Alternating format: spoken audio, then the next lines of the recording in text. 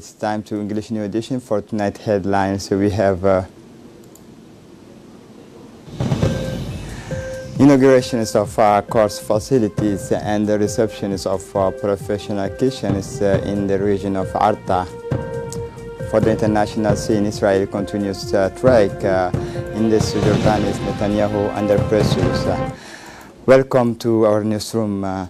The Minister of Health, Dr. Jama Ilmi has received in his office Mr. Douale Saeed Mahmoud, President of the National Disability Agency, to discuss ways and means to improve assumption and access to care for persons with special needs. The Secretary General, Dr. Saleh Benoita Turab, and several directors and officers of the Department of Health attend this important meeting on the adequacy of the care providing to the needs of people with disabilities. To this end, Minister of Health, Dr. Jama Ilmi reaffirmed the commitment of his department to further achieve the actions necessary to reach equity to access to care and to improving the quality of the taking into load and care.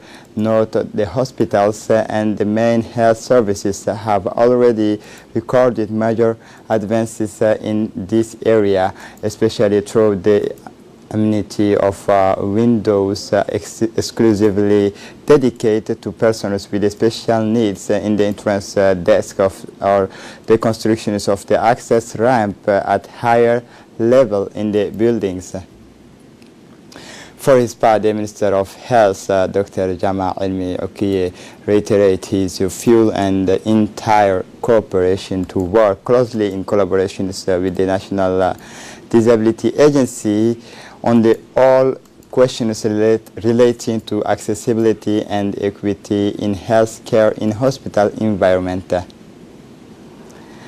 In the context of draft category 2, supporting the development and promoting of tourism in Djibouti, the High School of Arta has been instead of a ceremony of inaugurations of 2 course room and receptions of kitchen equipment to $1.5 million of American dollar. Project is financed by the Integrate framework and implemented by the Djibouti National Tourism Office to improve Djibouti's capacity to optimize its attractiveness for tourists to offer consumers with high quality, innovative and attractive tourism service. The objective of the project is to make competitive the Djibouti tourism sector at the regional national level through a visibility of the Djibouti destinations and to strengthen the institutional capacity of the CNDD.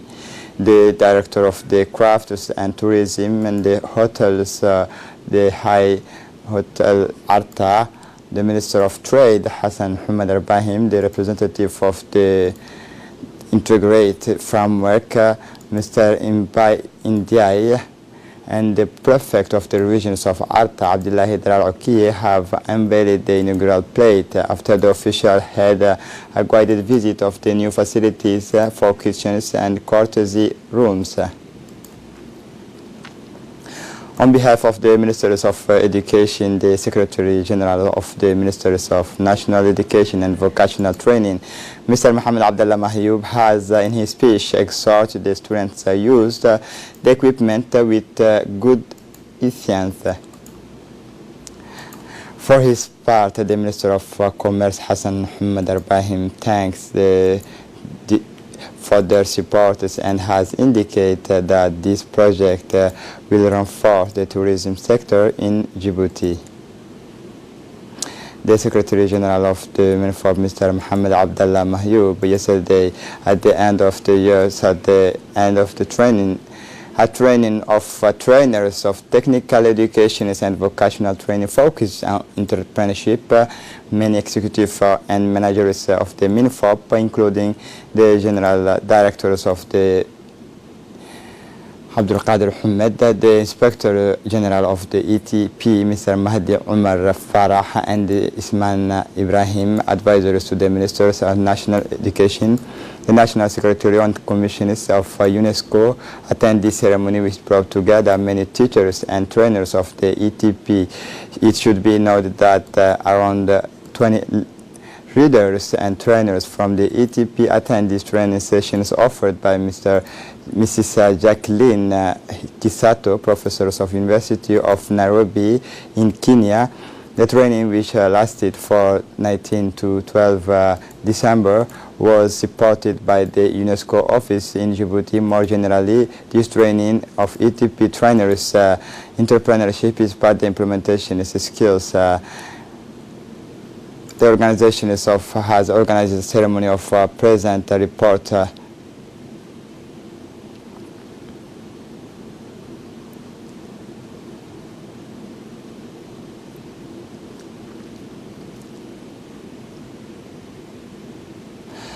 organization of JICA has organized a ceremony to present the report of young Japanese volunteers who have taken tasks in different files, 13 volunteers of which 5 Kinishi Masuda, Yuki Nori, Yashin Jodai, Yukiko Habano have submitted their report by their places of assignment in the different departments and tasks completed within the period of 2 years. The ceremony has considered the participation of Ambassador of Japan, Mr. Koji Yonitani, Ambassador of Djibouti in Japan, Mr. Ahmed Raita Ali, the General Director, Secretary of the Minister of Education, Mr. Mohammed Abdallah Mahyoub, representing the resident office of JICA in Djibouti, Tonu Togawa, and the President of JICA in Djibouti, representative of the different department coordinators of young volunteers, young people, and guests. The young people have implemented work completed with young people under unemployment and refuge camp to better improve their ability to know social, educational, and productive life. The Japan International Cooperation Agency, JICA, presents volunteers in his country to help people in need. The Japan ambassador welcomed young volunteers for work completed and thanked the staff who supported the end. In his speech, the Secretary General, Mr. Mohammed Abdallah Mahyoub, expressed his sincere thanks for his constant support in the field of training. The Food and Agriculture Organization of United Nations, IFAO, organized it at Djibouti Bandar Research Workshop for the result of the gender evaluations in the agriculture and rural development sector. This evaluation was to expose and analyze gender-related inequity in access to resource knowledge, opportunity, and markets, and contributing to low agriculture productivity and food and nutritional insecurity. This workshop meet various actors, including the focal points of institutions and international organizations, and enables participants to have detailed information on the participation of women in agricultural activities through the presentations of the report prepared by the national consultants who led this study. As reported in the report, the Republic of Djibouti has added on ratifying most of the main international and regional instruments that contribute to strengthen the economic, social, and cultural rights of people, as well as gender, as an essential condition for the creation of an equality society in the framework of sustainable social peace. In its interventions on this occasion, the representative of the Minister of Agriculture emphasized the importance of this workshop. The paper analyzes gender disparity in access and control over resources, service, and markets, and provides political recommendations to increase opportunity for women in inclusive agricultural growth.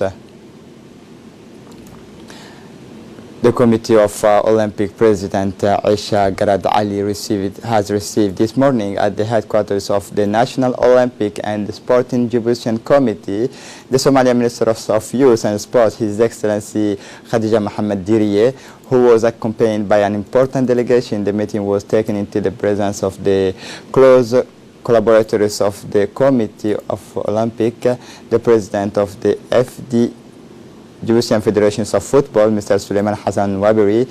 The President was about the excellent long-term existing relationship between the two NOCs. The Minister has thanked the President of the Committee of Olympic not only for hosting the reserved dam, but also for his indefatigable support in the different framework of trainings and support for the Somalian Olympic Committee.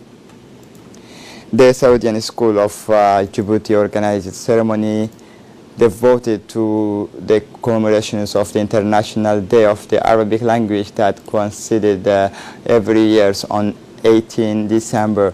The business managers of the Saudian Embassy in Djibouti, Mr. Ishaq Ibn Ibrahim Al-Uraimi, the director of the seven schools, Muhammad Al-Yaman Al-Harbi, the director of the Islamic Institute of Djibouti.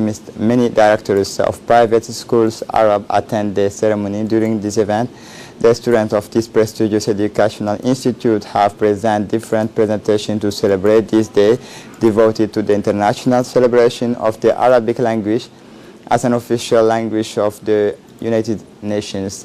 In a brief speech, the director of the Saudian schools strengthened the importance of the Arab language and at the international level. It has reviewed the effort deployed by the authorities of the Saudian under the direction of the King Salman bin Abdul Aziz and his Prince Crowns to serve the Arabic language and strengthen its presence on a global scale. Concerning for the regional side, Eritrean President Isaias Afwerki traveled to Mogadishu yesterday, first since taking office in 1993, to meet with his counterpart, the President of Somalia, Mr. Mohamed Abdullahi Mohamed, and intensify the warmings of relation between these two countries of the Horn of Africa. Mr. Isaias landed in this morning at the Mogadishu airport, where he was greeted by Somali President. The two presidents met at the Presidential Palace in Mogadishu, where they discussed ways to strengthen bilateral relations and cooperation in various fields. The historic visit is based on the establishment of a framework for cooperation and diplomatic relations between Somalia and Eritrea and the promotions of the joint plan for security, economy and investment. Somalia and Eritrea have had tense relations for more than a decade, mainly because of Asmara's alleged support for Al-Qaeda affiliate Shabab Islamists who have sworn the Somali government's. We recall that the Somali president traveled to Asmara in late July to sign an agreement on the establishment of diplomatic relations during the first visit of Somali head of state since the independence of Eritrea in 1993. Isaias Afwerki and Mohamed Abdullahi Mohamed then saw each other in northern Ethiopia in early November for a meeting where the leaders of the three countries discussed ways to strengthen regional economic integration between rival states in the past. For the international scene, Israeli forces are tracking Friday the last of a series of Palestinian attacks, which calls into question months of relative calmness in the occupied West Bank and subject the Prime Minister Benjamin Netanyahu to the ultimatum of his right. Listen to this report.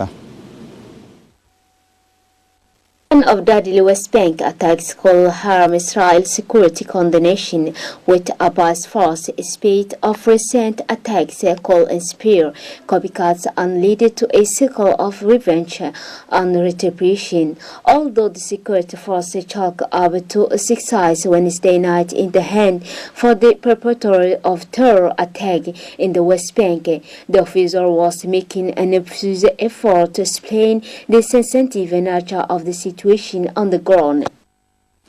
This is it for the news. Thanks for watching us.